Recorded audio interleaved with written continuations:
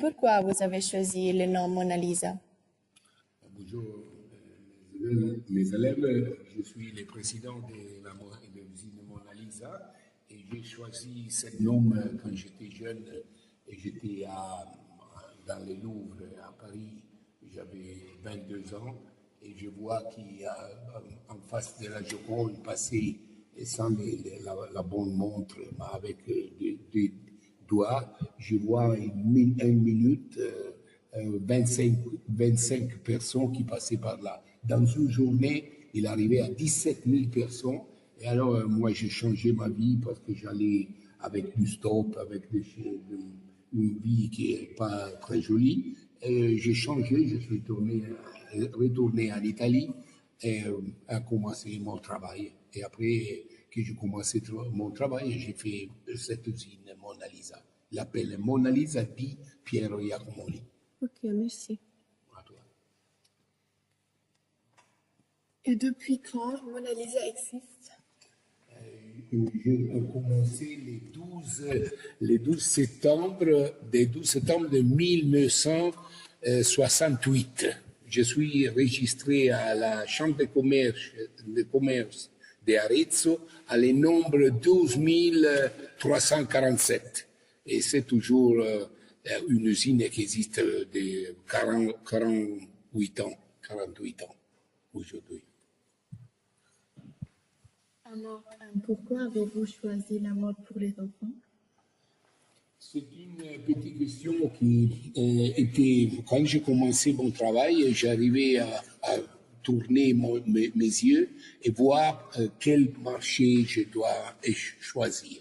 Et je vois que les marchés des femmes, des hommes qui faisaient beaucoup de vêtements à quel temps, il avait des organisations très fortes parce qu'il avait des usines de 4000 personnes comme la Lebole, 5000 personnes. Et moi, je ne voulais pas avoir des compétiteurs beaucoup fortes. Et alors, j'ai choisi de faire une marché qui n'était pas connu, les marchés des enfants, des vêtements des enfants. Et j'ai commencé comme ça et j'ai fait toujours des choses pour enfants depuis 1968, toujours de 3 mois jusqu'à 12 ans. Et combien d'ouvriers et d'employés avez-vous? Maintenant, j'ai 170 employés. J'ai commencé seul. Après, il est arrivé ma femme, il est arrivé toute ma famille.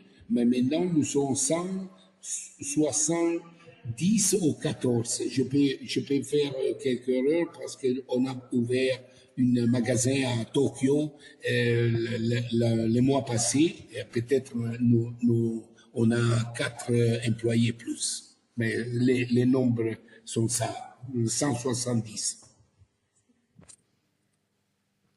Et produisez-vous tout sur place? Toute la production, ça c'est une question très originelle parce que toute la production qu'on fait, il est fait 60% d'ici d'Arezzo à Pescara, à 200 km. Parce que dedans l'usine, si vous voulez, je montre l'usine, je ne fais pas une cuillère, je cuis rien. Je donne tout à façon, au dehors de l'usine. Moi, je fais le modèle, j'ai l'idée, je coupe, mais je ne fais pas des cuillères. Et les cuillères, les petits laboratoires sont des, s'appelle façon en français, et qui travaillent pour moi. Ils sont d'ici jusqu'à Pescara, les 60%. Les 40% de production, je fais en tout le monde. En tout le monde, où je trouve la qualité, pas les prix. Je trouve la qualité. Je cherche toujours la qualité.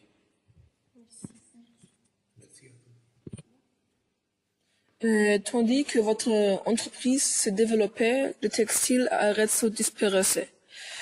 Comment expliquez-vous votre essor contre-courant? J'aime cette question.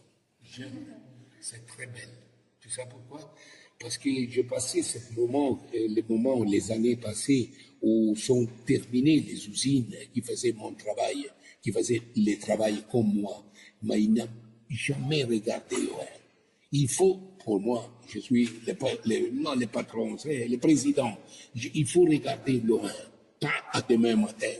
Et mon collègue de 70 ans, il a regardé seulement à faire l'argent. À faire l'argent veut dire que le monde change. Il faut regarder loin. Mais qu'est-ce qui veut dire loin pour toi qui as 15 ans, 16 ans? Je dis que loin, ça veut dire que la chaîne de production, il faut terminer. Terminer, ça veut dire que les magasins ou l'e-commerce, il doit mettre dans notre chaîne. J'achète les tissus, j'achète l'accessoire, je coupe, je cuire, je fais tout, mais enfin, mon collègue vendait à tout le monde. Je ne veux pas. Je veux vendre mon produit dans un magasin qui est à moi. À Paris, nous sommes à Lafayette, et pas des autres. À Londres, nous sommes chez Harrods, dedans, pas des autres. Alors, les noms, c'est très grand. J'ai répondu? Oui. Dans combien de pays exportez-vous et quels sont-ils? Les pays qui on exporte sont 62 dans le monde. 62, ça veut dire que la domestic place, les marchés domestiques, c'est pas l'Italie, mais c'est tout la vieille Europe, les 12 premiers pays d'Europe, l'Ouest. Et l'autre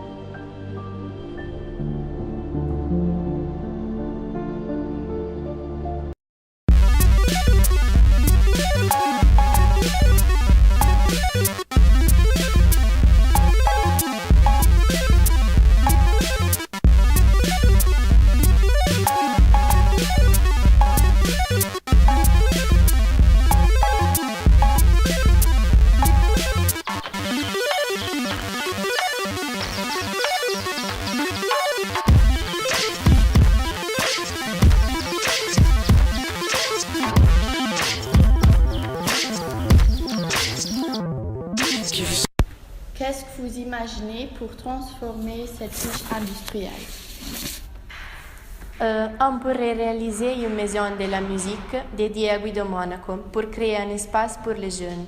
On a choisi ce nom parce que Guido Monaco était arrêté et a inventé les tétagrammes et a aussi donné un ordre aux notes de musique. En quelque sorte, on pourrait bâtir une piscine avec un toit coulissant. Cette toiture verrière s'inspirerait de la forme de l'ancienne usine Les Bollets. On entourerait cette piscine avec un grand parc. Dans ce parc, on trouverait des murs d'escalade, un skatepark et un acrobranche. Au milieu du parc, on pourrait construire un jardin d'hiver avec un café et une terrasse pour tous les jeunes sportifs. Je voudrais faire un centre pour tout le monde où on pourrait faire tout ce qu'il faut pour vivre, pour travailler, pour faire du sport, du shopping. Il y aurait des étages différents comme l'étage du shopping, l'étage du sport, l'étage du travail et des appartements. J'imaginerais un parc avec beaucoup de choses comme des tremplins pour des skateboards et des vélos ou une piste de kart où l'on peut aussi casser la croûte. Je voudrais déplacer Arezzo Wave, un festival surtout de musique rock, organisé chaque année en juillet depuis 1987. Ce serait une façon d'amuser les gens et en faire un endroit où tout le monde voudrait aller. Moi, j'imagine un parc avec des bancs et beaucoup de fleurs. Je voudrais aussi une grande piscine et tout ça pour les enfants.